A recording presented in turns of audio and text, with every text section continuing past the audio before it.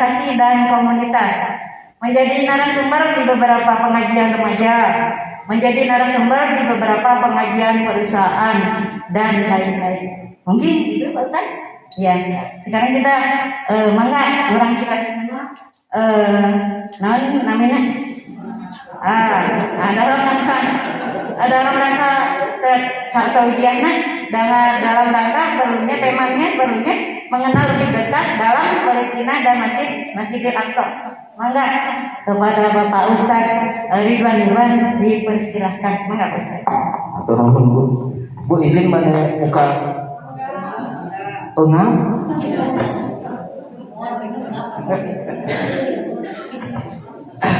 Bismillahirrahmanirrahim. Assalamualaikum warahmatullahi wabarakatuh. Alhamdulillahilladzi wa kafa, assalatu wassalamu ala nabiyil mustafa wa ala alihi wa ashabihi ala sidqi wal wafa. Asyhadu an la ilaha illallah wahdahu la syarika lahu wa asyhadu anna Muhammadan abduhu wa rasuluhu alladzi la nabiyya ba'da. Allahumma shalli wa sallim ala sayyidina wa maulana Muhammadin wa ala alihi wa ashabihi ajmain, amma ba'd. Alhamdulillah, ibu-ibu sadayana, bade bahasa Sunda, bade bahasa Indonesia campurnya. Mohon campur yang enak, gado-gado yang enak. Alhamdulillah ibu-ibu sadayana, puji serta syukur kita panjatkan kehadirat Allah Subhanahu wa taala yang alhamdulillah pada hari ini, pada hari Jumat berkah, pada hari Jumat terakhir di tahun 2021, dan insya Allah besok kalau ada umur kita sudah memasuki tahun 2022, libur rasa tahunnya, alhamdulillah. Dan juga ucapan terima kasih pada seluruh jajaran pengurus Salimah Cibenying Kaler. Alhamdulillah Bu, kalau saya main ke Cibenying Kaler ini seperti saya dejavu. Dejavu teh naon maksudnya? Kelas balik lah gitu nya.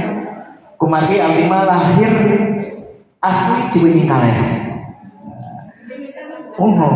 Di tepatnya di RW genep. Kuningan RW genep paling mana? Wah, ibu makan RW 5 sebelahan. Gitu ta. Caket bor mah ibu abdi asli di dinya. Dari lahir dugi kanikah dinya. Tos nikah mah hoyong ngambeulnya wae keluar gitu. Alhamdulillah. Di Masjid Al-Fatah, dekat Masjid Al-Fatah kalau ingat apa ciri-cirinya gitu. Alhamdulillah. Dugi ka mana tadi? Hilang. Oh ya, namanya. Ya, pokoknya abdi mah asli di dia welah Cibenying Kaler. Salam serta salam sebuah senantiasa tercurah dan terlimpah selalu kepada Nabi Muhammad Sallallahu Alaihi Wasallam, baik itu kepada seluruh anggota keluarganya, para sahabatnya, dan mudah-mudahan kepada kita umatnya hingga akhir zaman. Amin ya Allah ya Rabbal Alamin. Ya bapak ibu deh.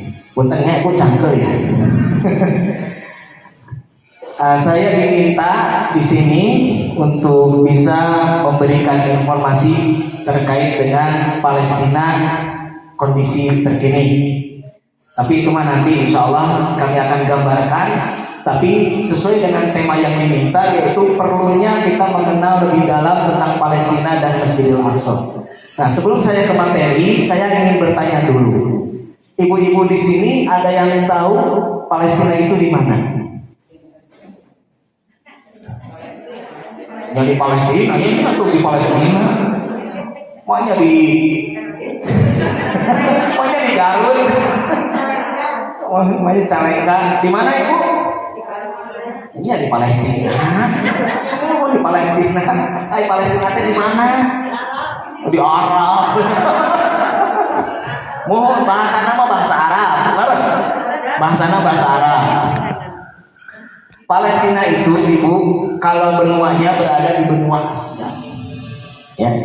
Ibu benua naon? Ibu-ibu ke benua Asia, termasuk Indonesia itu benua Asia.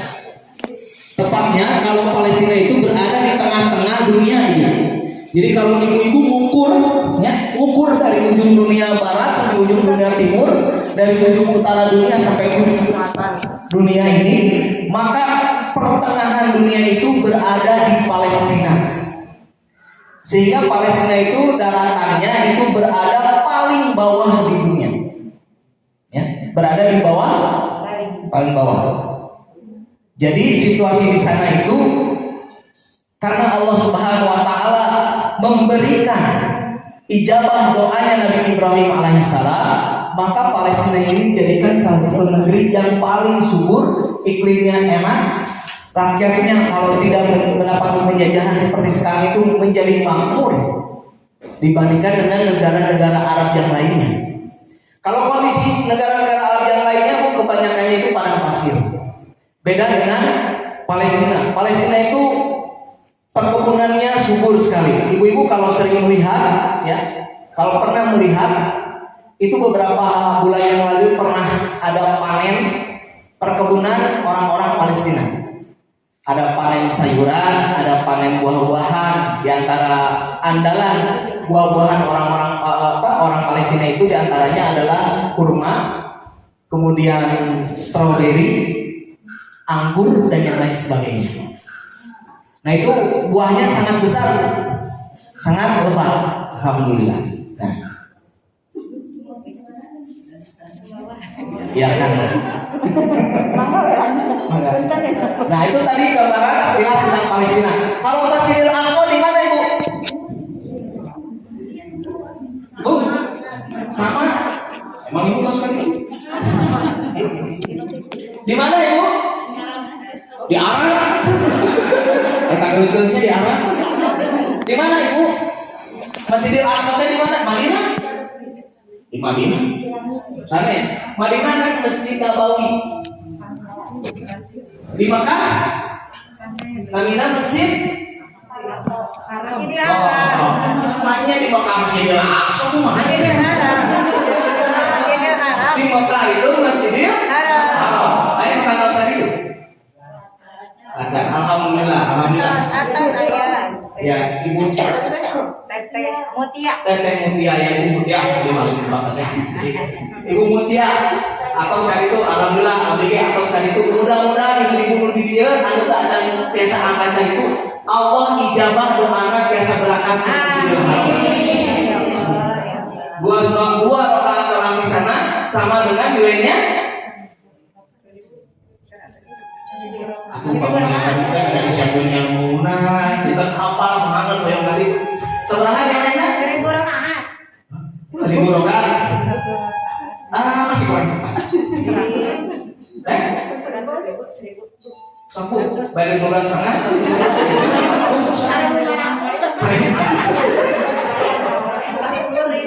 Sepuluh ribu masih kira kira 100.000. 100.000. Nah, 100.000. 50.000 lah bagus. Ayo 100. Ya, jadi nilai kita 2 rakaat sholat di sana itu sama nilainya dengan 100.000 kali lipat kita sholat di masjid yang lain. Hai. Nah, kalau kita sholat di Masjid Nabawi berapa? Berapa? Bukan. Berapa bu? 10.000 lagi. 10.000. Satu lagi, tadi belum selesai. Masjidil Aqsa di mana? Belum selesai. Israel mana? Israel ada masjid di Palestina. Masjidnya itu letaknya di kota Palestina. Itu ayat kota Palestina. Palestina itu ada kota yang dinamakan saat ini dengan nama Yerusalem. Kalau orang Islam menyebutnya sebagai Al-Quds atau Baitul Maqdis, sama saja. Yerusalem, Al-Quds, Baitul Maqdis, kalau dulu itu namanya banyak tuh, ya nama kotanya banyak. Nah, jadi Masjidil Aqsa ini berada di kota Al-Quds, ini kota Palestina. Kalau negaranya Palestina, akhirnya orang di Bandung, nama kotanya kota Bandung, negaranya Indonesia itu. Kalau di sana nama negaranya Palestina, nama kotanya Al-Quds, Baitul Maqdis, Yerusalem, dan lain sebagainya. Itu ya, jangan omatnya. Kami kotanya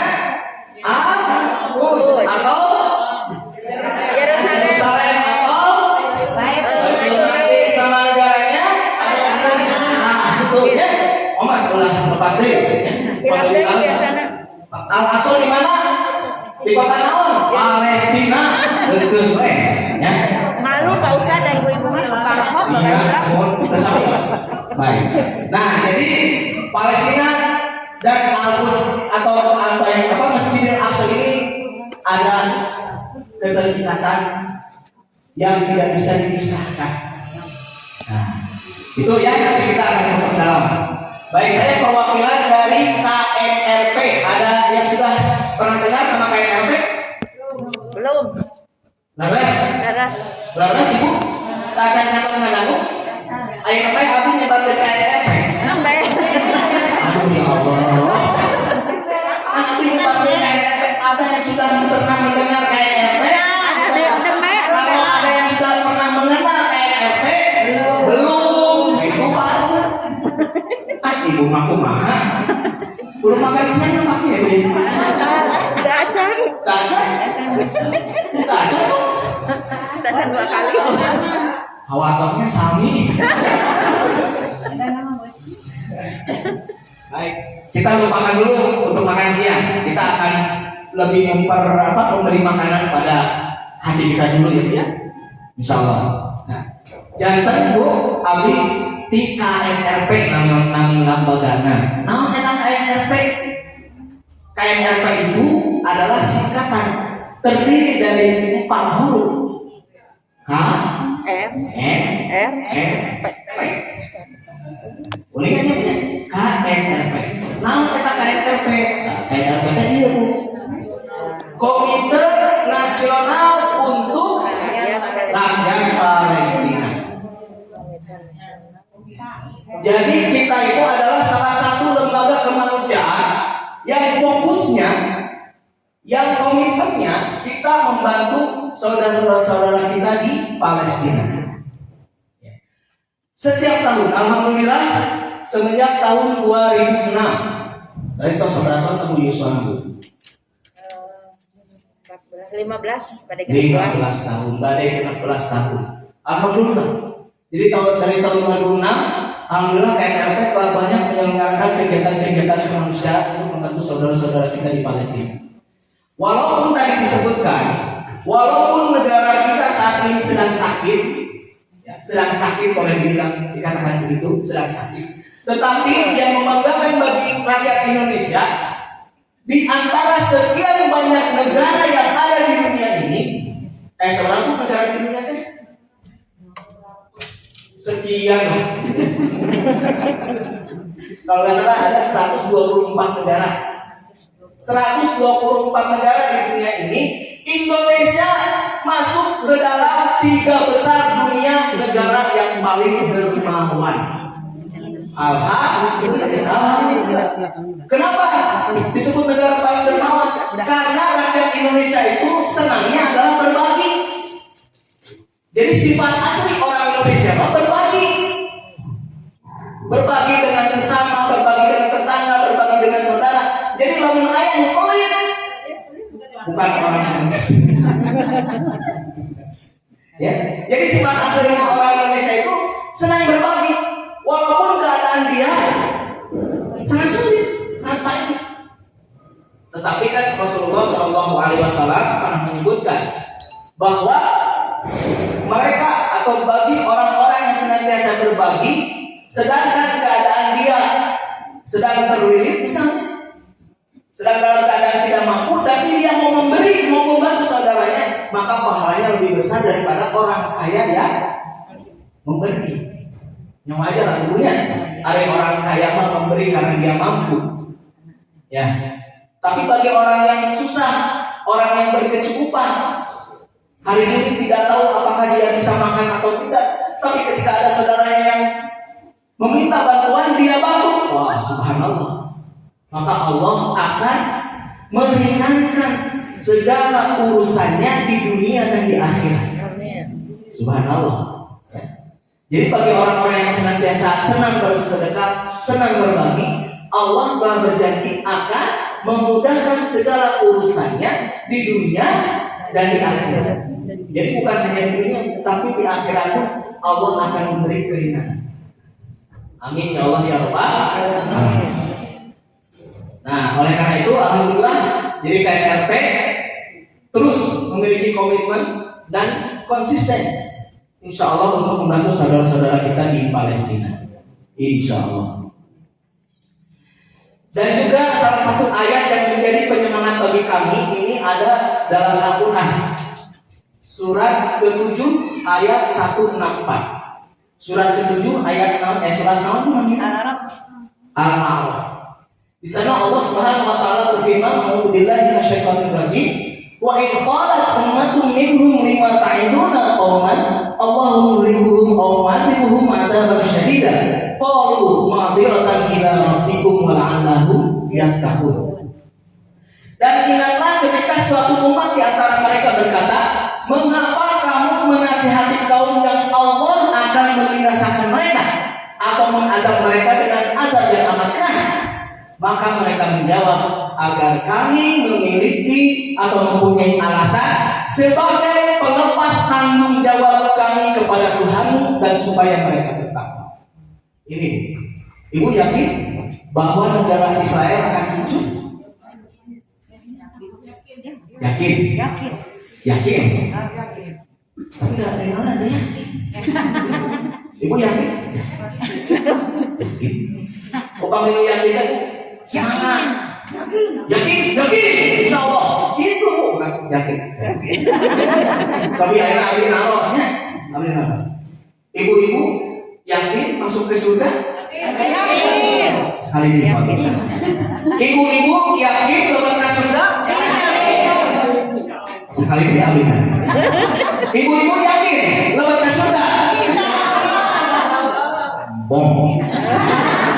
Insya Allah. Sombong. Nah, umat Islam itu, orang Islam itu selalu menyebut insya Allah yakin. Itu Bu ya. Ulang, yakin. Kenapa insya Allah?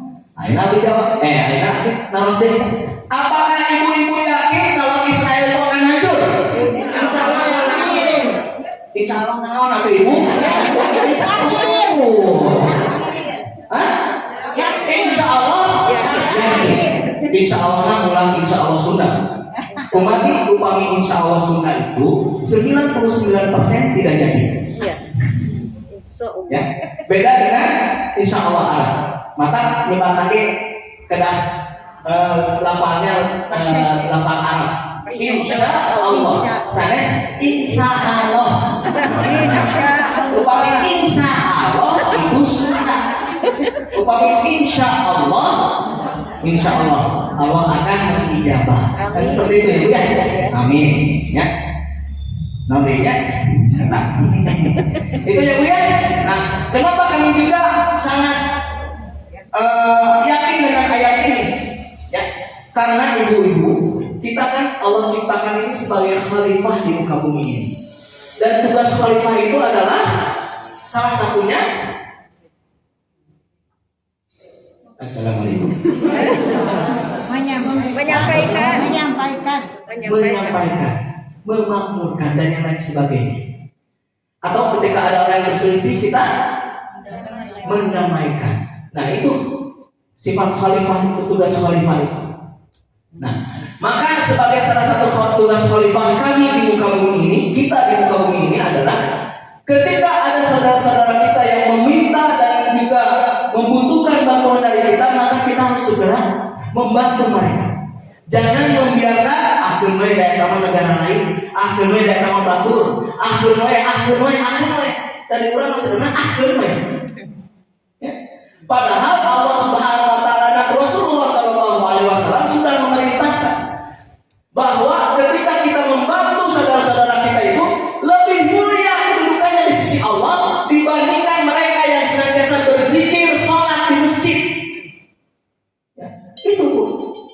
Jadi dibandingkan dengan mereka yang berzikir di masjid ya, semalam suntuk.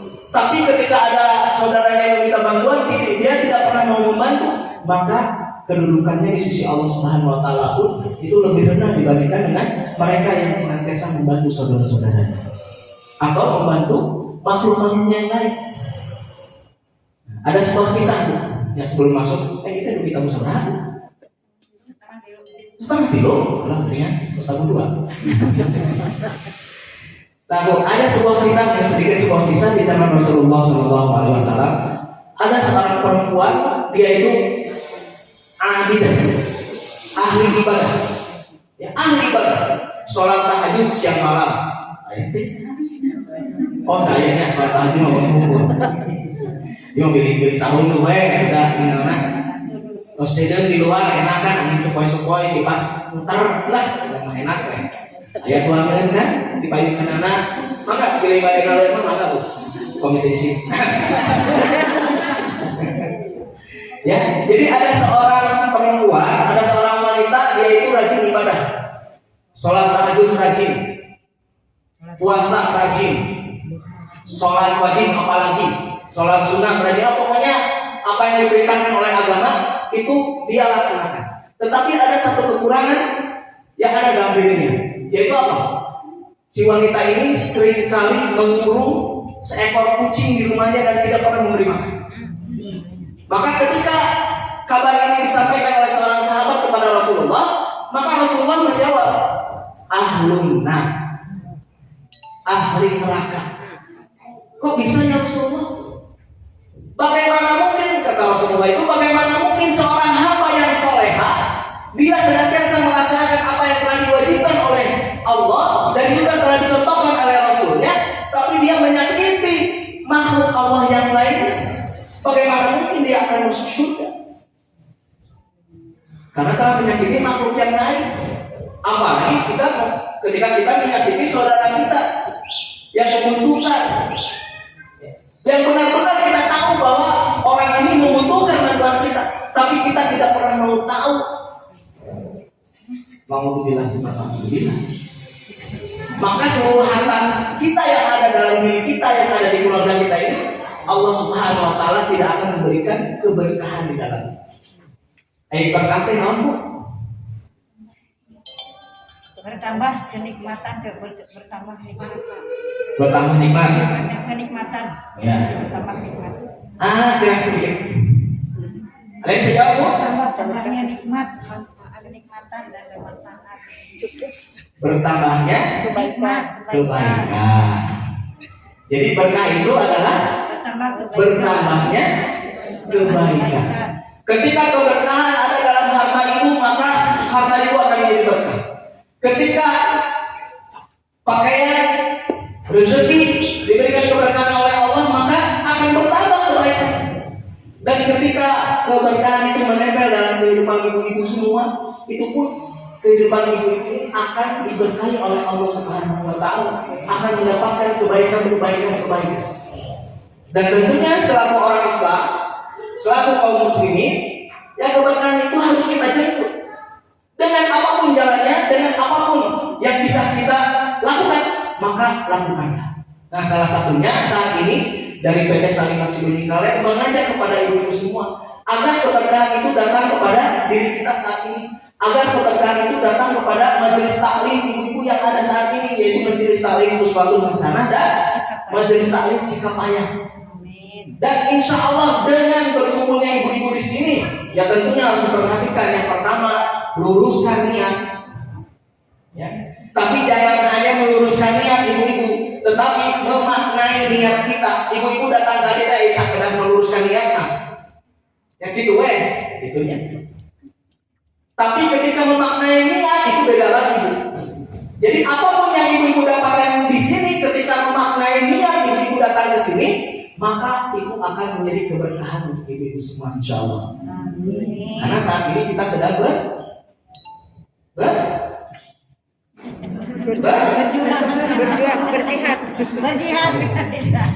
Memang apa namanya kalau ada istilah itu apa yang saya lupa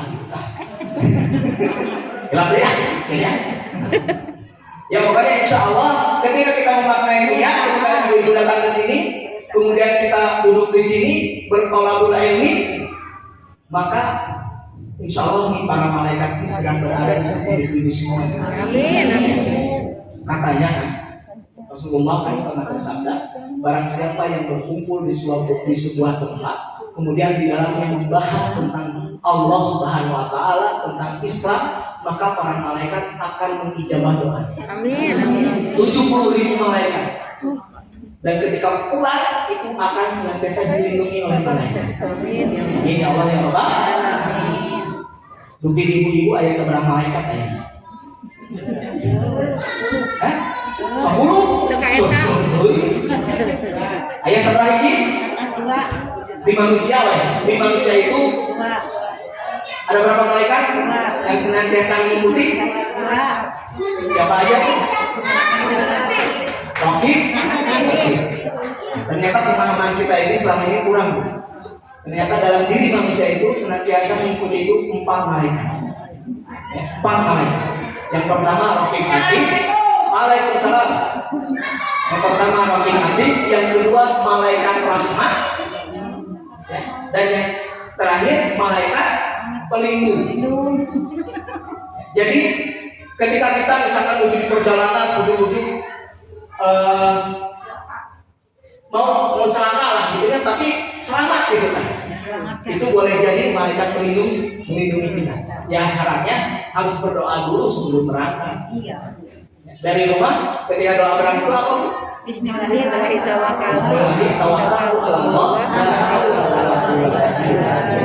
Minimal. Bismillah. Gitu. Jadi ibu berangkat ke sini tadi terus Bismillah. Alhamdulillah. Mudah-mudahan kita semua berada dalam lindungan Allah SWT. Dan didoakan oleh para malaikat semoga dosa-dosa kita diampuni oleh Allah. Doa-doa ibu-ibu dijawab oleh Allah Subhanahu Wa Taala dan hutang-hutang ibu-ibu dilunaskan oleh Allah. Amin. Dipang tarik lah.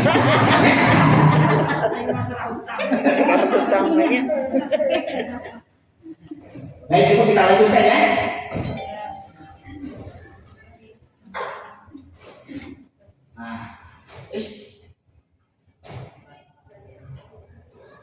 Nah, ibu, ini perbandingan saja luas negara kita dengan Palestina. Palestina itu hanya 27.000 km persegi, sedangkan negara Indonesia dari barat sampai ke timur, dari Sabang sampai Merauke, dari Pulau Rote,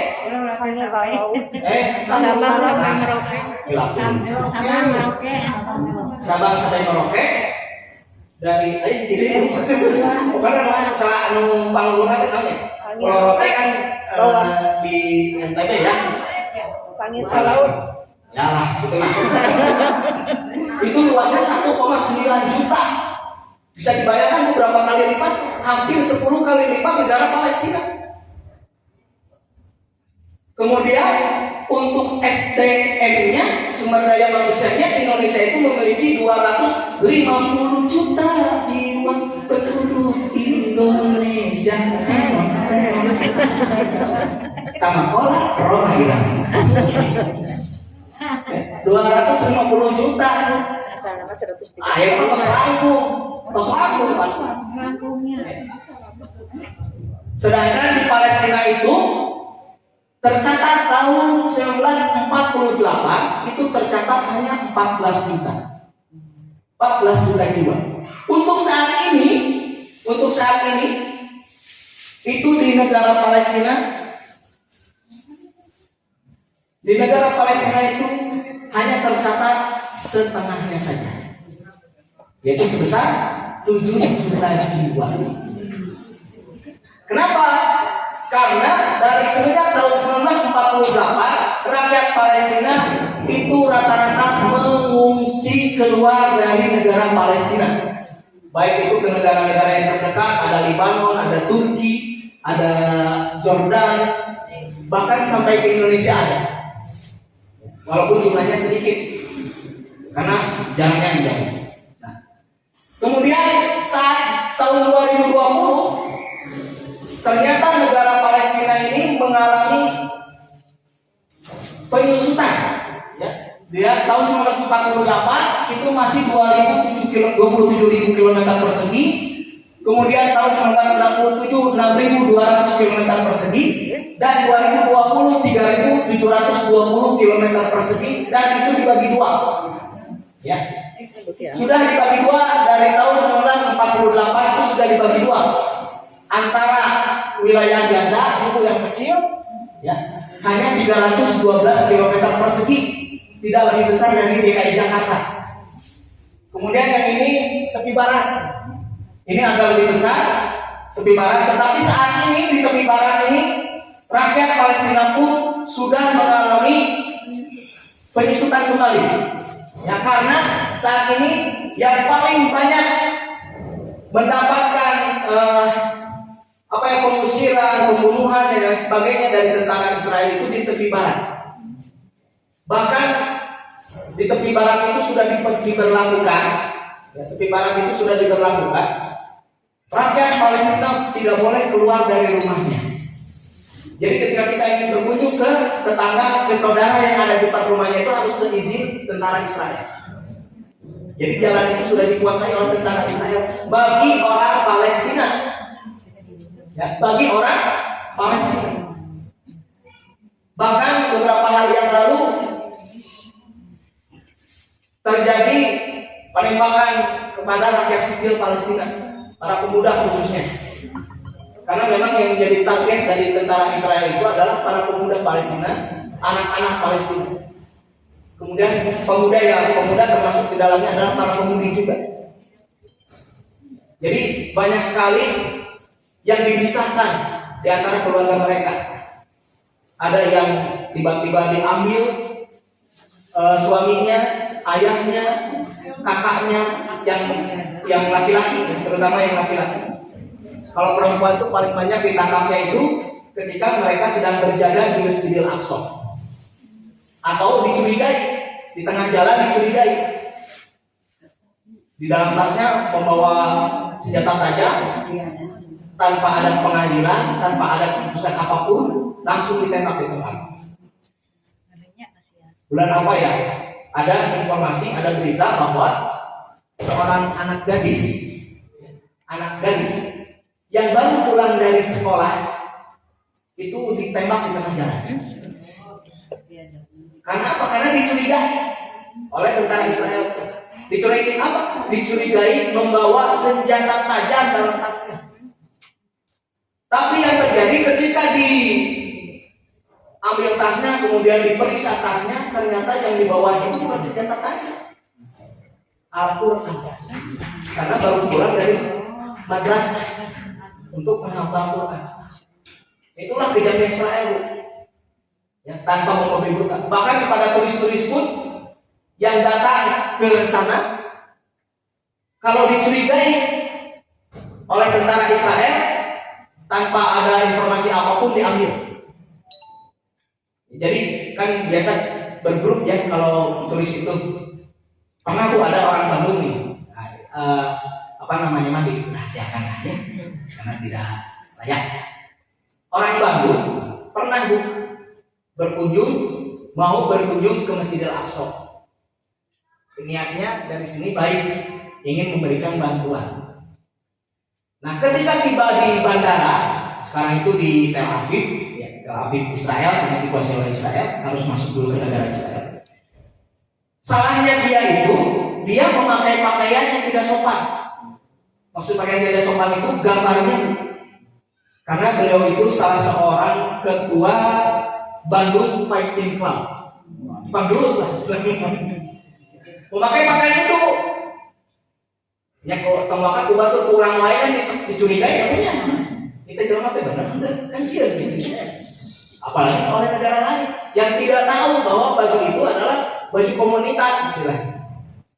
Tanpa baju itu dia diambil dan disimpan di kantor imigrasi tanpa ditanya sedikit pun, tanpa dikasih makan, tanpa dikasih minum. Berapa lama? 6 jam.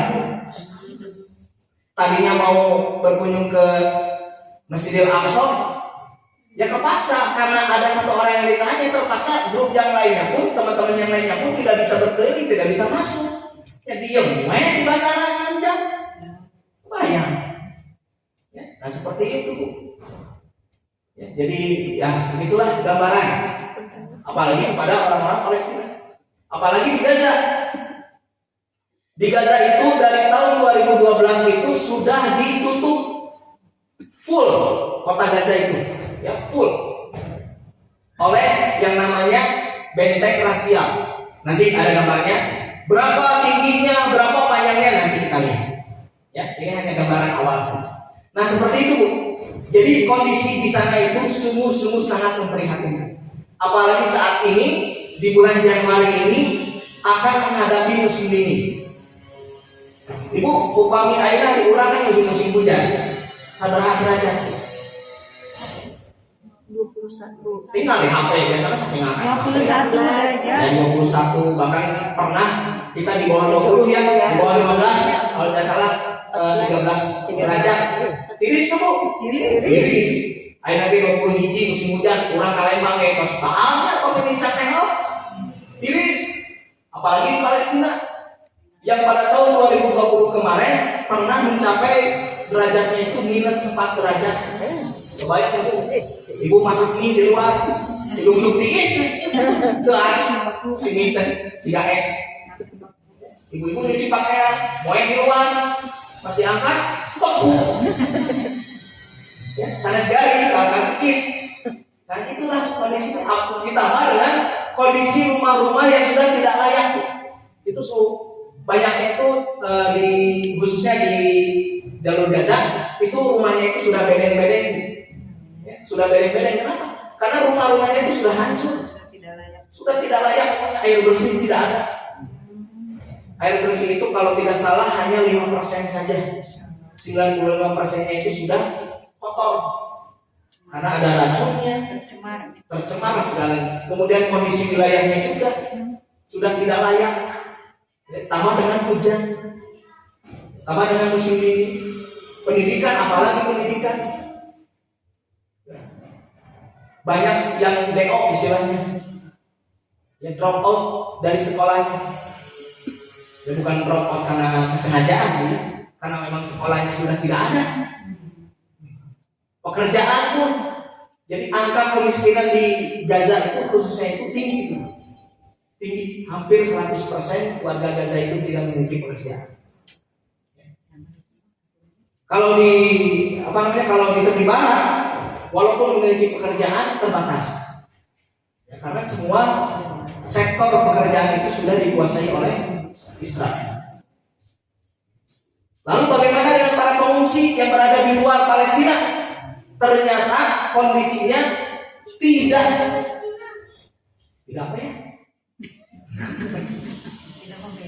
Tidak berbeda dengan kondisi orang-orang Palestina itu. Jadi baru karena mengungsi teh enak, itu. Alhamdulillah kalau KNRP setiap tahun minimal 4 kali kami senantiasa mengirimkan bantuan ke sana plus dengan relawan kemanusiaan. Kecuali mungkin tahun 2020 sampai pertengahan 2021 jika kami mengirimkan ke sana itu tidak mengirimkan relawan kemanusiaan karena si COVID ya COVID, karena COVID, jadi kan tidak boleh ke sana. Tapi alhamdulillah bantuan dari kita, dari bangsa Indonesia senantiasa terus mengalir ke sana. Alhamdulillah, karena alhamdulillah KNRP sudah bekerja sama kurang lebih sekitar 26 lembaga kemanusiaan lokal yang ada di Palestina ataupun di tempat-tempat pengungsi para warga Palestina. Alhamdulillah. Jadi amanahnya insya Allah senantiasa kami berikan kepada orang-orang Palestina. Nah,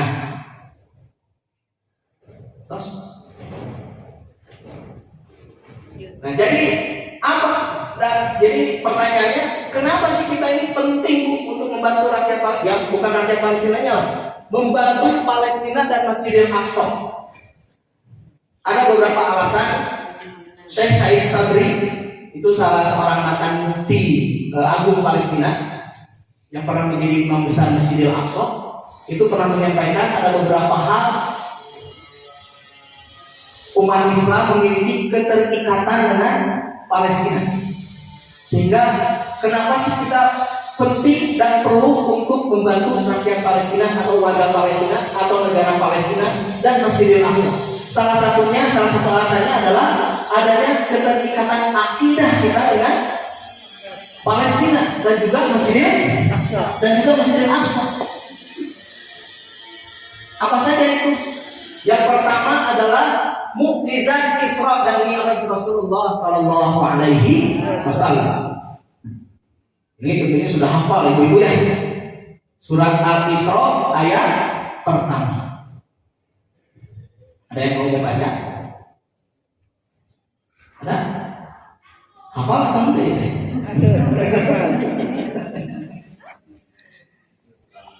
Ya. Nah, yang pertama surat Al-Isra. Subhanalladzi asra bi 'abdihi lailan minal masjidil haram ilal masjidil aqsa alladzi barakna haulah. Subhanalladzi, maha suci Allah. Ya, jadi Allah memuji diri sendiri. Ya. Dalam ayat ini Allah memuji diri sendiri karena apa? Karena Allah telah memperlihatkan salah satu kebesarannya kepada kita, yaitu asra. Asra itu artinya adalah memperjalankan perjalanan malam. Ya. Perjalanan malam. Asra bi 'abdihi lailan minal masjidil haram ila masjidil aqsa, yang telah memperjalankan malam seorang hambanya dari Masjidil Haram ke Masjidil Aqsa. Bu, umpami ayeuna jarak Masjidil Haram ke Masjidil Aqsa itu seberapa kilo? 1000 berapa? Hah? Ada yang tahu? Ada yang tahu? 1000 kilometer. Sok ngukur karena di atas. Diukur. Kayak atas ada bahasa Inggris. 1000 tanya 1000. Kurang lebih 2000 km. 2000 km. Jadi kalau lihat di atas itu tuh Palestina itu di atas, Arab Saudi di bawah. Ya, Mekah itu di bawah. Tapi perjalanannya sama. Perbedaannya kurang lebih 9 jam dengan Indonesia. Jadi kalau saat ini di kita jam setengah 3, berarti di sana jam 15, 14 kurangi 9. Jam 5 subuh. Baru masih jam 5 subuh di sana ya. Jadi 9 jam perjalanan. Tapi ajaibnya kan Allah Subhanahu wa taala memperjalankan seorang hambanya yaitu Rasulullah sallallahu alaihi wasallam. Perjalanan Isra itu dari Masjidil Haram ke Masjidil Aqsa itu hanya dalam 1 malam. Bahkan bukan 1 malam. Menurut riwayat itu diceritakan bahwa Rasulullah berangkat itu tengah malam. Tengah malam, ya jam 12 sampai ke Masjidil Aqsa. Kebayang itu? Dulu naik onta saja ke atasnya itu nyampe dari Masjidil Haram ke Masjidil Aqsa itu 1 bulan. Kan pernah ya Sayyidina Umar bin Khattab, salah seorang khalifah yang telah memerdekakan dan telah membebaskan Palestina dan juga Masjidil Aqsa dari tangan kaum orang-orang Romawi, itu perjalanannya itu 1 bulan naik onta 2 hari. Kan beda dengan presiden sekarang ini ya, kudu dikawal, itu banyak protokolir. Sedangkan dulu mah Umar bin Khattab cuma berdua, sehingga ketika salah seorang pendeta yang memegang kunci Masjidil Aqsa itu mengatakan, mana khalifah kaum muslimin itu? Jadi yang digambarkan oleh seorang pendeta itu bahwa pemimpin kaum muslimin itu yang dulu terkenal pasukannya itu sangat hebat, itu pasti akan dikawal dengan begitu banyak pasukan, membawa begitu banyak harta benda dan lain sebagainya. Ternyata yang datang kecimpring 2 hari. Memakai pakaiannya tambal, banyak tambalannya, compang camping, dipakai sendal itu, pakai sepatu, masker mantu, jadi kopek, ya, mana sebenarnya kita khalifah muslim, khalifah kaum muslimin itu yang mana? Kata kaum muslimin yang sudah ada di sini, ya ini. Hah? Ini betul ini, ya ini. Inilah Umar bin Khattab. Ya, Amirul Mukminin itu ini. Terkesima melihat Amirul Mukminin itu datang hanya berdua.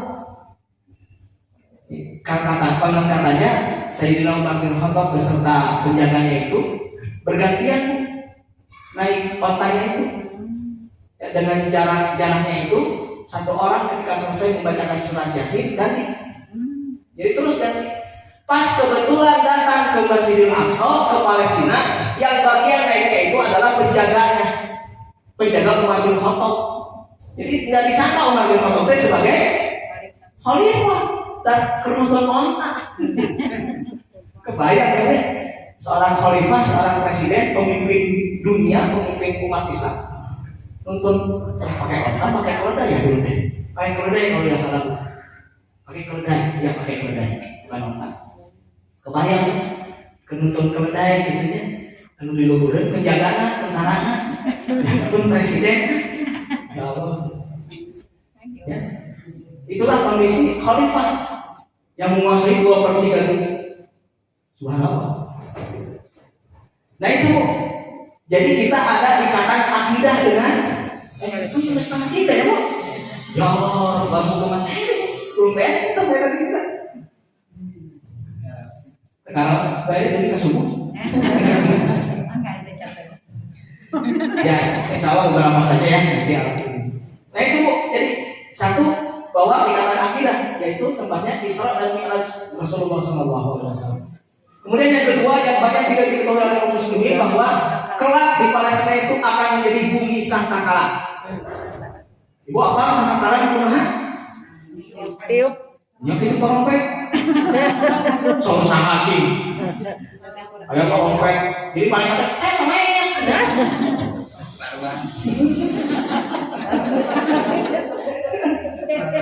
Lalu 10 sangkakala itu trompet. Saur sangat. Ya itu mah penggambarannya gitu ya. Tapi kan Allah alam ya. Jadi sangkakala itu adalah trompet yang besar katanya. Yang ketika ditiupkan terjadi halo kiamat. Itu baru pertama trompet atau tiupan pertama. Dan tiupan kedua adalah kebangkitan.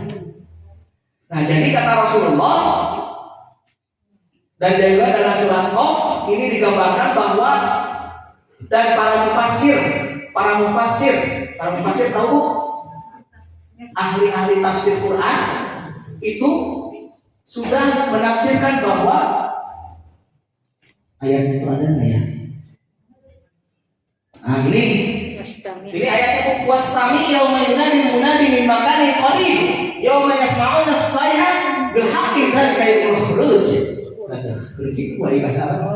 Khuruj. Enak. Pokoknya kan benar-benar sebut khuruj. Ya, kalau masalah-masalah dari baca Al-Fatihah teh. Bismillahirrahmanirrahim. Alhamdulillahirabbil alamin. Kebanyakan mau jadi imam. Iya. Dan jadi imam itu salah satu syaratnya adalah harus benar bacaannya. Harus fasih. Ada yang umumnya. Kenapa? Karena ketika imam salah dalam membaca, maka boleh jadi sholatnya menjadi batal. Kami salah, kami lepas.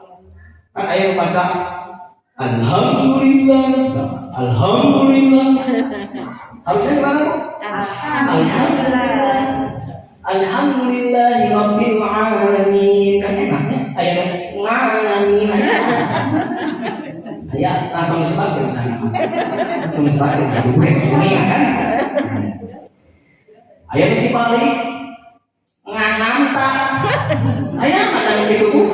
Kan kelana anamta. Ya, nganamta. Atau samiwai anamta. Kita lepas. Terus ayat lepas akhiran waladhdallin. Kan gitu. Waladhdallin berlaku gitu. Waladhdallin. Nah, kita bibirnya keterangannya waladhdallin. Udah gitu biasa ya. Biasa. Dan bahasa Arab keburu manyunting lah. Enggak usah manyunting. Yang manyung itu huruf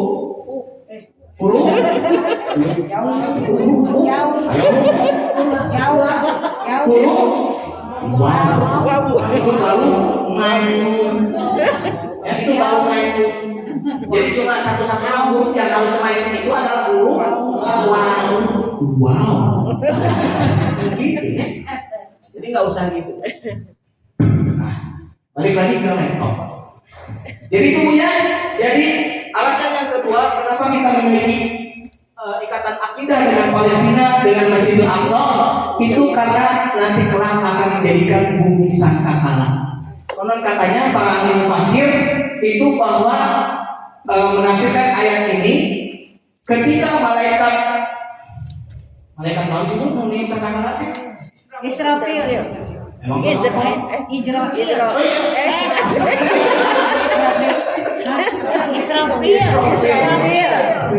bukan Israfil. Cabut nyawa. Mencabut nyawa itu. Ya, jadi malaikat Israfil itu kata mufassir itu nanti dia itu meniup sangkakalanya itu di salah satu kubah masjid di Al-Aqsa. Saat ini namanya itu adalah Qubbatus Shahra. Apa itu masjid Qubbatus Shahra? Baca? Tapi kok sebenarnya? Fokus. Alhamdulillah. Ada di sini asalnya di mana? Yerusalem. Di kota mana? Alhamdulillah. Aduh, berarti yang mulai nyerap tak? Ya, Jadi Bu, jadi saat ini itu malaikat Israfil sedang melihat ke langit. Sedang melihat ke langit untuk menunggu perintah Allah kapan sangkakala ini akan ditiup. Di atas Qubbatus Shahra nanti kita ada gambarnya. Di mana Masjidil Aqsa, di mana Qubbatus Shahra. Karena banyak orang yang salah menafsirkan Masjidil Aqsa itu tak begitu, padahal apa? Ya, itu. itu yang kedua. Yang ketiganya ini yang paling penting bahwa Al-Quds atau bumi Palestina dan globalnya adalah negeri Syam. Ya, jadi negeri Syam ini sekarang sudah terbagi kepada 4 negara. Kan ibu pernah dengar negeri Syam? Ya, zaman Rasulullah kan sering disebut negeri Syam. Bahkan Rasulullah juga pernah berangkat berdagang ke negeri Syam. Syam ini terdiri sekarang ini dari 4 negara. Yang pertama Palestina, yang kedua Lebanon, yang ketiga Jordania, dan yang keempat adalah sebagian negara Arab Saudi. Itu sudah Syam. Ya. Dan konon katanya, ini menurut Rasulullah, bukan konon katanya. Kalau kata Rasulullah itu pastikan benar, insya Allah, bahwa negeri Syam ini dan khususnya di Al-Quds ini akan menjadi padang mahsyarnya manusia. Kita sering menyangka bahwa dan mendapat informasi bahwa padang mahsyar itu ada di akhirat. Ternyata Rasulullah menggambarkan bahwa padang mahsyar itu adanya di bumi, tepatnya di negeri Syam. Salah satunya adalah di bumi Al-Quds, di bumi yang suci.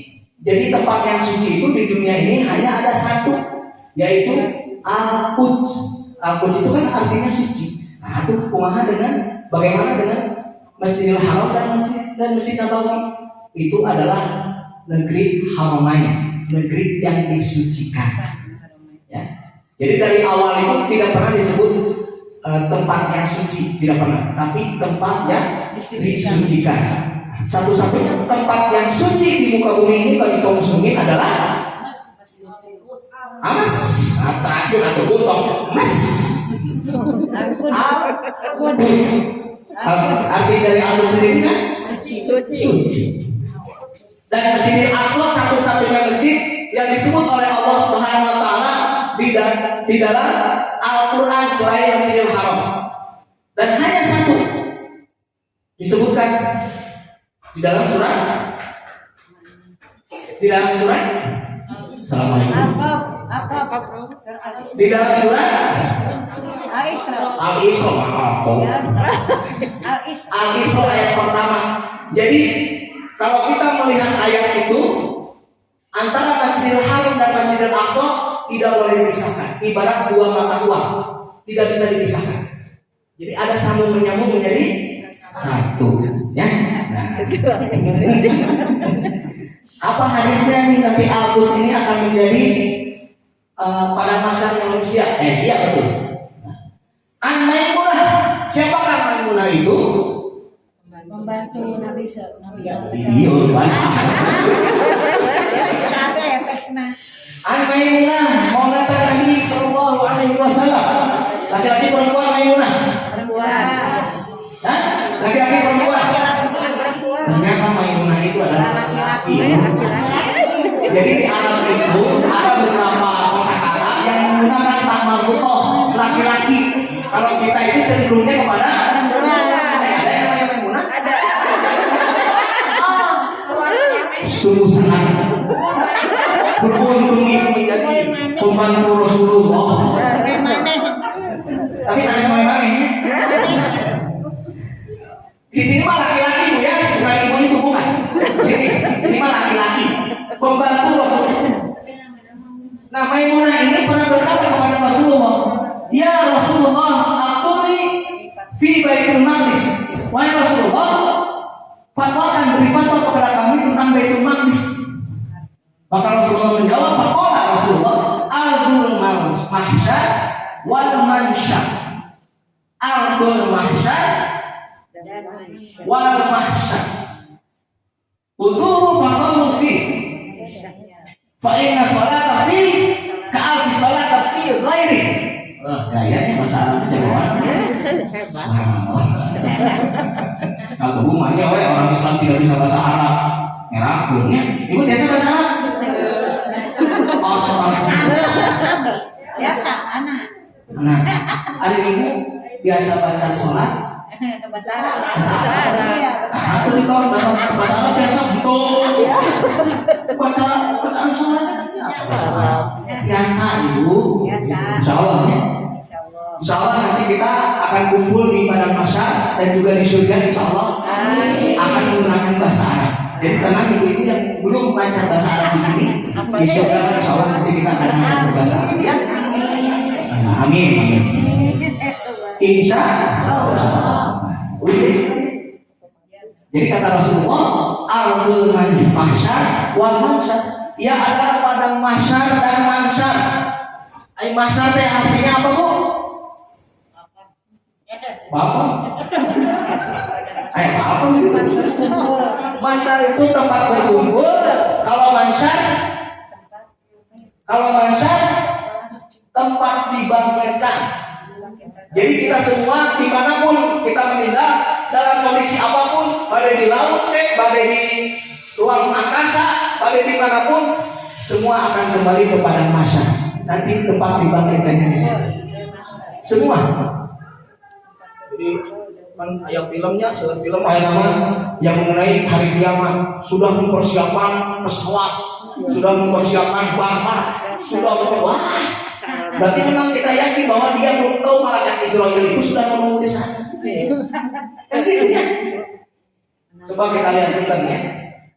Wali kota kita ya, Bang Odet, Allah biarkan. Bagaimana di tempat yang mulia? Tahu nggak Bang Odet bahwa beliau akan meninggal di situ? Tidak. Tidak. Subhanallah tadi ketika sedang sholat sunat 2 rakaat katanya pas sholat pertama itu sudah tidak kuat, badannya sudah bergetar, sudah tidak kuat, sudah goyang. Pas mau merangkak ke rakaat kedua, beliau pingsan. Dalam keadaan bersuci di hari Jumat, mudah-mudahan orang biasa sedikit. Tapi nyai nama orang ningali bisa orang enak kumaha. Biasa berjudi boleh jadi di tempat judi. Dia bisa berzina di tempat sini. Karena tempatnya itu akhir hidup itu tergantung dari kebiasaannya ketika hidup. Misalkan saya mau memperbanyak berdoa, perbanyak berzikir, perbanyak tolong bisikan dia lah. Karena kita tidak tahu kan, semenit ke depan, 2 menit ke depan kita tidak tahu apakah kita masih hidup. Ketika ibu-ibu masih di sini, kemudian pulang ada yang masih hidup, ya kita tidak tahu. Atau ketika kita sedang ngaji di sini, ujung-ujung musik kita runtuh, sehingga besoknya sudah keluar kabar di koran, dibenci, uswatun hasanah, ada pengajian, tiba-tiba musiknya roboh. Ayat inset alif bu, biasanya kan ayat apa ada inset itu nih, kecuali pembicaranya masih. Emang juga masih hidup. Betul jadi apa sih tadi? Peminta dia ibu-ibu bertanya. Dari Ibarat ibu kan biasanya upami pemegang mah tiap hari Jumat kan sama sholat Jumat ibu ya. Di sana teh sering kehilangan masalah Jumat teh. Baik itu kehilangan sendal ataupun kehilangan kepala. Kehilangan kepala tahu? Ibu-ibu sekali-kali apa pas tepan Jumat tinggal dari kata jemaah deh dulu kan.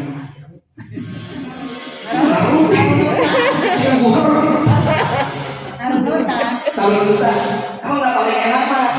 Datang ke masjid hari Jumat, datang ke masjid sholat Jumat nggak ada berkhutbah, kos langsung nyenyak. Apa-apa terus banyak komat deh. Nah itu punya. Kemudian Rasulullah juga mengatakan datangilah dia utuhu fasallu fi dan salatlah di dalamnya.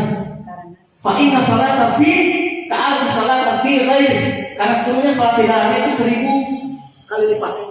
Ada yang mengatakan riwayat yang itu 500 kali lipat dibandingkan dengan salat di tempat yang lain. Itu ya. Jadi keutamaan Masjidil Aqsa itu ayat ini gimana?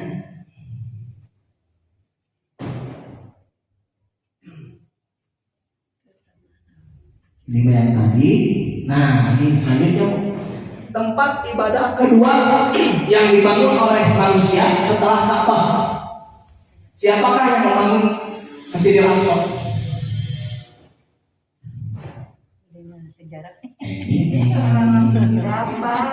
Kedah apa?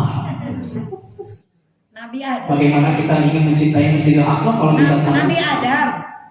Betul Bu. Nabi Adam alaihissalam. Ya, 100 Bu. Insya Allah kayak gini. Kalau kagak masuk. Jadi tempat yang kedua, tempat ibadah kedua di muka bumi yang dibangun oleh Nabi Adam itu adalah Masjidil Aqsa. Setelah Masjidil Adam, setelah Nabi Adam diturunkan ke bumi oleh Allah karena hukuman kesalahannya, kemudian Nabi Adam diperintahkan untuk membangun Ka'bah yang dulu sudah pernah ada fondasinya, itu sebelumnya dibangun oleh para malaikat. Di mana Bu Ka'bahnya? Di Mekah. Kalau dulu itu Mekah itu bukan sebuah kota tapi sebuah lembah. Nama lembahnya adalah Lembah Bakah. Karena orang Makabok dibatin Bakah, jadi Mekah. Jadi itu sebuah lembah. Tidak ada apapun di sana, bahkan air pun susah. Sampai kepada Nabi Siti Hajar dan Nabi Ibrahim. Nabi Ismail. Nabi Ismail alaihissalam menemukan yang namanya air Zam-zam. air Zam-zam. Itu semenjak zaman Nabi Ibrahim, Nabi Ismail sampai saat ini tidak pernah surut. Bahkan ya subhanallah bisa memberikan minum kepada jutaan yang berangkat haji. Subhanallah. Lu kumaha Bu? Baca brengsek Bu. Saya Foto-fotonya aja tuh Pak. Iya. Ya, jadi sampai sini aja Bu ya. Untuk sementara ini bisa dicatat dulu. Ini kiblat pertama umat Islam, kemudian Syaduriha, tempat ketiga tadi sudah disebutkan Masjidil Haram, Masjid Nabawi dan Masjidil Aqsa. Ya, kemudian ini bumi para nabi dan keberkahan. Jadi Palestina itu adalah bumi para nabi Bu. Ada berapa para nabi itu Bu? Para nabi dan rasul. Harus diperbaiki. Harus diperbaiki. Yang wajib kita ketahui itu 25 nabi dan rasul. Sedangkan keseluruhan nabi dan rasul yang diutus oleh Allah semenjak zaman Nabi Adam sampai zaman Nabi Muhammad SAW itu berjumlah 124.000. Catat Bu, catat ya. Catat ya. Pilih kawan kayak aja. Seberapa? 124 ribu. Ada atau 124 ribu, tapi 124 ribu. Dan semuanya itu pernah sholat dan bermakmum kepada Rasulullah ketika melaksanakan Isra Mi'raj. Ya. harus diingat. Pernah sholat semuanya di Masjidil Aqsa. Ini bumi para nabi, tapi ada beberapa nabi yang memang tidak pernah dan belum pernah dilahirkan di Palestina, belum pernah menetap di Palestina. Salah satunya adalah Nabi Soleh dan Nabi Musa alaihissalam. Nabi Musa itu hanya sampai pintu gerbangnya saja. Beliau tidak bisa masuk ke dalamnya karena beliau harus membimbing Bani Israel yang ketika itu setelah mengalahkan Fir'aun tidak mau masuk ke negeri Palestina, akhirnya dihukum oleh Allah untuk tidak memiliki tempat di bumi ini selama 40 tahun. Karena Nabi Musa sebagai pimpinannya, beliau tidak ikut masuk ke negeri Palestina. Dan sampai saat ini bumi Palestina dijadikan sebagai bumi ribat. Ribat itu bumi berjaga-jaga dan juga bumi jihad bagi kaum muslimin. Kalau negeri Palestina tidak pernah seperti sekarang dijajah oleh Israel, maka boleh jadi orang Islam ini pasti akan tertidur pulas, tidak akan pernah bangun dari tidurnya. Seperti itu. Itu Bu, alasan baru satu. Belum mengenal Masjidil Aqsa kan hukumannya. Terus jelas. Tadi kan kisi-kisinya tadi sudah tergambarkan ya. Pentingnya kita membela Palestina dan Masjidil Aqsa. Tadi beberapa di antaranya. Sekarang kita lihat foto-fotonya aja Bu ya.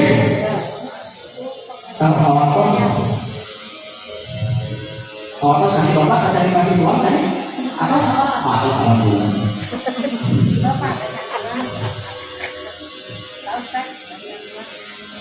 Tenang dulu santai.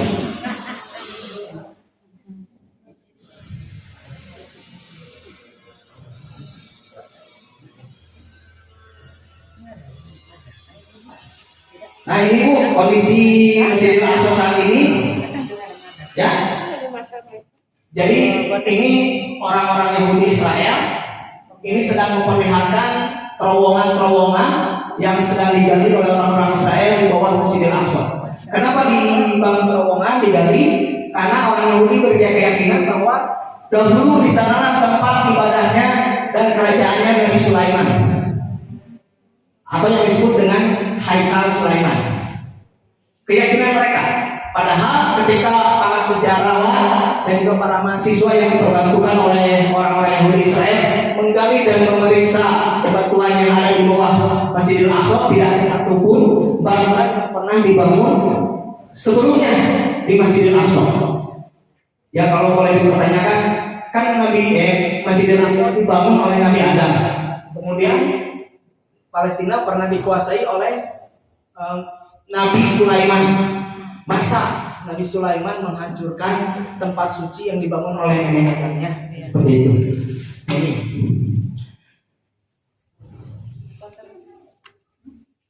Ini Bu, ini orang-orang Israel nih sedang menggali. Ini dampaknya. Ini di dalam salah satu masjid di Masjidil Aqsa. Jadi Bu, Masjidil Aqsa itu bukan satu masjid Bu, tapi Masjidil Aqsa itu adalah komplek masjid. Di dalamnya terdapat kurang lebih 7 masjid. Saat ini hanya ada 3 masjid saja yang masih berdiri. Ya, Qubatus Sohro, Al-Qibli dan Marwani. Ada kayak dalamnya. Nah ini Bu dampaknya. Ini teras. Nah ini Bu. Jadi orang buat Masjidil Aqsa kemana? Ini tanya. Sering menyangka ini bukan Masjidil Aqsa. Itu disebut dengan Qubatus Sohro. Qubatus Sohro itu adalah kubah, di dalamnya itu ada batu karang. Batu karang itulah tempat berpijarnya Rasulullah Mi'raj. Jadi bukan Masjidil Aqsa. Ya. Qubatus Sohro atau kubah emas atau kubah karang. Ini dampaknya. Nah, kalau umat Islam tidak pernah mau peduli kepada Masjidil Aqsa, boleh jadi anak cucu kita hanya tinggal mengenal namanya saja. Karena kemungkinan besar Bu, Masjidil Aqsa itu tanpa kekuasaan Allah tinggal sedikit lagi tanahnya. Tinggal sedikit lagi. Kalau umat Islam tidak pernah mau peduli, maka boleh jadi Masjidil Aqsa ini akan runtuh. Dan bagaimana pertanggungjawaban kita di hadapan Allah kelak di pada mahsyar. Gitu. Ini kondisi warga Palestina yang mengungsi. Ternyata para pengungsi itu keadaan kondisinya itu tidak jauh dari kondisi saudara-saudaranya yang ada di Palestina. Ini kalau tidak salah di Lebanon. Jadi di Lebanon itu ditempatkan di sebuah tempat, di benteng, dijaga oleh tentara. Bagi orang yang mau masuk ke dalamnya itu harus memperlihatkan paspor. Begitupun dengan orang Palestina yang ada di dalamnya, ketika ingin berkunjung pada saudaranya itu harus memperlihatkan paspor. Dan bangunan ini tidak boleh diperbaiki sampai kapanpun, tidak boleh diperbaiki, sehingga kondisinya seperti ini. Kabel di mana-mana hancur. Nah, inilah Bu yang dinamakan dengan tembok rasial yang dibangun oleh Israel untuk menutup jalan keluar masuk orang-orang Palestina dari negerinya. Ini tembok rasial yang dibangun oleh Israel dari tembok-tembok reruntuhan rumah orang-orang Palestina. Jadi orang-orang Palestina itu rumahnya itu diruntuhkan oleh orang-orang Israel. Biadabnya mereka menyuruh untuk meruntuhkan rumahnya sendiri. Jadi ibu punya ide dia, pas pulang ada surat perintah untuk merobohkan rumahnya. Kalau ingin gratis oleh ibu sendiri. Kalau ingin pakai alat-alat dari Israel harus bayar. Dan pajaknya tinggi bagi orang-orang Palestina. Pajaknya tinggi. Ya. Nanti ini, nah ini Bu, tinggi banget ya. Ini sedang antri untuk keluar dari Palestina. Ibu tahu tembok Berlin? Tembok Berlin tahun 92 yang dirobohkan, yang memisahkan antara Jerman Barat dan Jerman Timur. Sekarang kan Jerman sudah bersatu. Nah itu panjangnya hanya 155 km, tingginya 3,6 meter. Bandingkan dengan dinding rasial yang ada di Palestina, panjangnya 8 meter ke atas, panjangnya 710 km. Kalau di Pulau Jawa itu bisa memisahkan antara bagian utara dan selatan. Dari ujung Jawa Barat, Banten, sampai Jawa Timur, Nampi. Ini ke atasnya saja 8 meter, Bu. Ke bawahnya itu bisa lebih panjang 10 meter. Ya. Kenapa? Karena orang Palestina itu dulu rajin mereka menggali tanah untuk mengantarkan makanan, untuk mengantarkan obat-obatan dan lain sebagainya. Saat ini sudah ditutup oleh orang-orang Israel. Kebayang pun ditutupnya bukan hanya dengan pasir, tapi dengan air laut. Dan kondisinya di sana masih ada orang-orang Palestina di dalam terowongannya itu. Tebalnya nyampe 2 meter. Sehingga kalau digeruduk bukan kudeko, orang mau penjara biasa kusenok. Bukan iraha. Tuh ya. Nah, jadi Bu, ini permasalahan utama di Palestina itu penjajahan pasti. Dan alhamdulillah Bung Karno sudah mengatakan bahwa selama Palestina belum merdeka, belum diserahkan kepada orang Palestina, maka bangsa Indonesia terdepan untuk membantu bangsa Palestina. Dan ini sudah sesuai dengan konstitusi Undang-Undang 1945 di pembukaan undang-undangnya alinea ketiga yang berbunyi bahwa penjajahan dunia harus dihapuskan karena tidak sesuai dengan pri kemanusiaan dan pri keadilan. Subhanallah. Dan orang Palestina ketika membaca alinea pembukaan undang-undang itu, mereka sangat bangga andaikan ini bisa diterapkan di PBB, karena sampai saat ini PBB tidak berbunyi. Seluruh atau setengah resolusi yang dihasilkan kesepakatan yang dihasilkan di PBB, setengahnya itu mengenai Palestina, dan sampai saat ini tidak ada satupun resolusi yang dijalankan. Karena ketika akan dijalankan, maka akan diveto. Kan aneh itu, banyak PBB, negara yang paling tinggi yang dapat memveto. Salah satunya adalah Amerika. Karena Amerika itu sangat mendukung Israel. Boleh dikatakan bahwa Amerika itu negara besarnya Israel dan Israel negara kecilnya Amerika. Penjajahan, kemudian yang kedua pembantaian. Karena memang target Israel itu adalah membantai seluruh rakyat Palestina sehingga tanah Palestina bisa dimiliki oleh orang Israel untuk membangun sebuah negeri yang dinamakan dengan Israel Raya, yang nantinya dipersiapkan untuk Dajjal keluar dari bumi.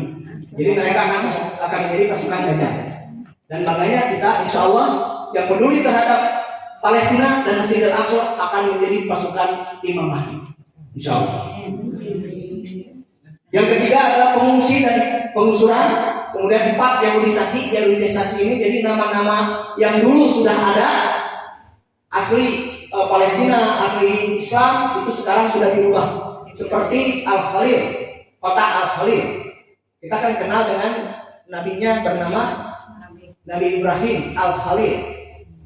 Kota Al-Khalil ini sudah diganti, namanya menjadi Hebron. Dan di dalamnya ada Masjid Ibrahimi, tempat makamnya Nabi Ibrahim berada di situ. Dan sekarang sudah dikuasai oleh orang Israel. Kemudian Zionisme ini sebuah gerakan yang dilakukan oleh Israel. Kemudian blokade dan demokrasis ini masih terus berlangsung. Bahkan saat ini orang Israel sudah membangun demokrasis baru. Kemudian undang-undang nasionalisme Yahudi dan ketidakadilan dan keberpihakan Amerika Serikat beserta sekutunya. Ini mah panjang Bu, kalau baca sejarah mah. Nah ini perang umat Islam terhadap mana? Jadi kita harus memahami sejarah Palestina ya. Karena Palestina sudah dikuasai umat Islam itu berabad-abad, maka itu sudah menjadi milik umat Islam di seluruh dunia, bukan hanya orang Palestina. Dan juga sudah dikukuhkan oleh Sayyidina Umar selaku khalifah umat Islam bahwa Palestina adalah tanah wakaf bagi kaum muslimin. Jadi tidak boleh ada satupun orang-orang di luar kaum muslimin yang berhak menguasai tanah Palestina. Senantiasa hidupkan isu Palestina di lingkungan terdekat kita, kemudian membela Baitul Maqdis secara aktif dan pasif, satukan umat dan singkirkan perpecahan, karena masih banyak yang beranggapan bahwa buat apa kita membela dan mengurus Palestina, di negeri kita saja masih susah. Seperti itu, kita jangan terjebak dengan perkataan seperti itu ya, insya Allah. Kemudian dianjurkan juga kita membantunya dengan berdonasi dan juga berinfak, karena kalau hanya berdoa saja orang-orang Palestina kelaparan. Apakah dengan doa akan menjadi kenyang? Tidak. Pastinya harus dengan donasi. Kalau mau import produk Israel mah hesek, karena kita selama ini masih menggunakan produk Israel, salah satunya laptop. Ini fokus HP, ya itu hesek. Tapi pergunakanlah yang sudah ada di kita untuk menyebarkan tentang kebenaran. Senantiasa hidupkan optimis. Ibu optimis gak bahwa Palestina akan merdeka? Insya Allah. Optimis tidak bahwa Baitul Maqdis, Masjidil Aqsa akan dikuasai umat Islam? Insya Allah. Insya Allah kita harus optimis. Ya, karena itu sudah janji Allah. Walaupun sudah dijanjikan Allah, tetap kita harus berikhtiar, berusaha. Karena nanti yang akan ditanya bukan hasil oleh Allah di akhirat, tapi proses kita, ikhtiar kita, bagaimana, seperti apa yang kita lakukan terhadap Palestina dan Masjidil Aqsa. Dan setelah Masjidil Aqsa merdeka, dikuasai umat Islam, maka itu tandanya bahwa kiamat sudah dekat. Salah satu cirinya seperti itu. Dan yang terakhir adalah senantiasa berdoa dan bersandar kepada Allah. Mudah-mudahan kita semua dijadikan oleh Allah ke dalam golongan para pejuang pembebas Masjidil Aqsa dan Palestina, sehingga nantinya insya Allah ketika kita ditanya oleh Allah sudah apa yang sudah kamu lakukan terhadap Palestina dan Masjidil Aqsa, kita bisa menjawab bahwa insya Allah kita sudah peduli terhadap Masjidil Aqsa dan Palestina, dan digolongkan ke dalam golongan orang-orang berjihad di jalan Allah dan mati syahid di jalan Allah, sehingga masuk ke dalam surganya Allah tidak akan menghisap diri kita nanti. Insya Allah itu saja mungkin yang bisa sampaikan. Mohon maaf di atas segala kesalahan dan kekurangan. Wabillahi taufiq wal hidayah. Assalamualaikum warahmatullahi wabarakatuh. Waalaikumsalam. Terima kasih. Langsung doa aja Ustaz. Baik ibu-ibu yang dirahmati oleh Allah Subhanahu wa taala, mari kita bersama-sama berdoa kepada Allah Subhanahu wa taala. Semoga doa yang kita panjatkan pada saat ini Allah Subhanahu wa taala mengijabahnya dan mengabulkannya. Amin. Allahumma shalli wa sallim ala sayyidina Muhammadin wa ala alihi wa sahbihi ajma'in. Amin ya Allah ya rabbal alamin. Hamdan syakirin, hamdan na'imin, hamdan yuwaffi ni'amahu wa yukafi mazidah. Ya rabbana lakal hamdu kama yanbaghi li jalali wajhika wa 'azimi sultanik. Allahumma ighfir lil mu'minina wal mu'minat wal muslimina wal muslimat al ahya'i wal amwat. Allahumma ansurna mujahidin fi Palestin. Allahumma ansurna mujahidin fi Indonesia. Allahumma ansurna fi kulli makan ya Allah. Allahumma ansurna mujahidin fi kulli makan ya Allah. Allahumma ansurna mujahidin fi kulli makan ya Allah. Rabbana la tuzigh qulubana ba'da idh hadaytana wa hab lana min ladunka rahmah innaka antal wahhab. Allahumma inna nas'aluka salamatan fid din wa afiyatan fil jasad wa ziyadatan fil ilmi wa barakatan fil rizqi wa tawbatan qabla al-maut wa rahmatan indal maut wa maghfiratan ba'da al-maut. Allahumma hawwin 'alaina fi sakaratil maut wa najjina minan nar wa afwa min hisab. Rabbana atina fid dunya hasanah wa fil akhirati hasanah wa qina adzabannar. Subhana rabbika rabbil izzati amma yasifun wa salamun 'alal mursalin walhamdulillahi rabbil alamin. Alhamdulillahirobbilalamin. Mohon mudah-mudahan ibu dengan dapat dibaca segala orang tadinan dan perlunya mengenal di dalam Palestina dan masih dirasa.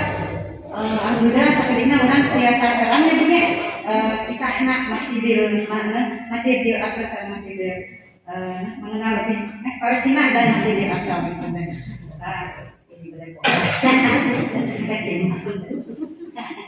Alhamdulillahirobbilalamin. Demi acara dalam terlaksana dengan lancar. Mohon maaf apabila ada salah-salah kata-kata kami sampaikan. Kiranya segitu mungkin. Terima kasih Pak Ustadz. Terima kasih Ibu sadayana atur nuhun. Mudah-mudahan aya guna senar manfaat khususnya kanggo urang pribadi umumna kanggo ibu sadayana. Amin ya Allah. Akhirul kalam wassalamualaikum warahmatullahi wabarakatuh. Waalaikumsalam. Ibu orang di kota dulu dengan Bu. Ustaz, Oh, mana? Videonya mati dulu teh. Yang ini.